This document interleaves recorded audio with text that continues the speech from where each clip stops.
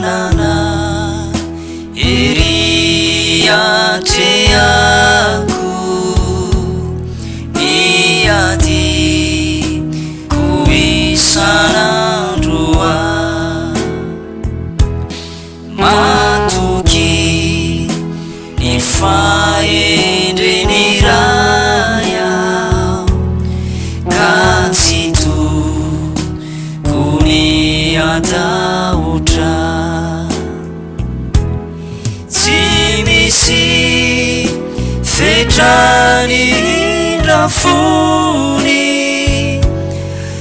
fantany izay tsara hoa omeny fitsaranao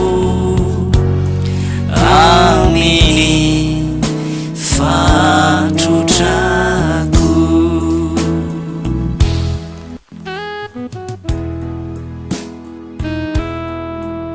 Na dia maro aza ny olo anao tsy hitanao intsony zay ale, misy olona anankiray izay tena tianao dia tsy iza fa Jesosy. Na inona zavatsarotra sedrainao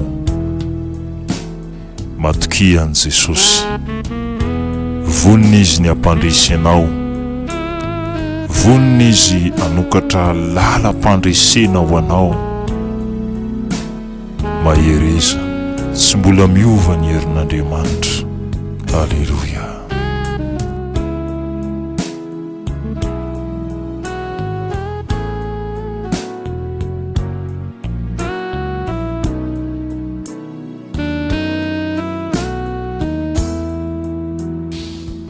Etoa ilako ny tompoko, vonona pahery atrany satriny hitondra ny entako sy ireo ahiahiko ny fiarovana ny zanany dia diny reriany ifamantraminy andronao ny herinao ny teniny. Tompo ampio ao iza inony teny fikasana anovo ny fampiononana ao amin'ny teny masina. Tompo ampio ao rehefa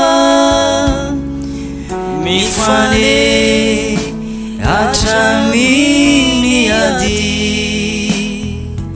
mandapa azoako ny tany zay fa nampanantenaina.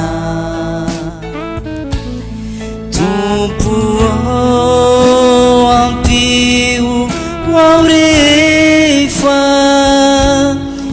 mifane hatraminy ady mandrapa azoako ny tany zay fa nampanantenaina.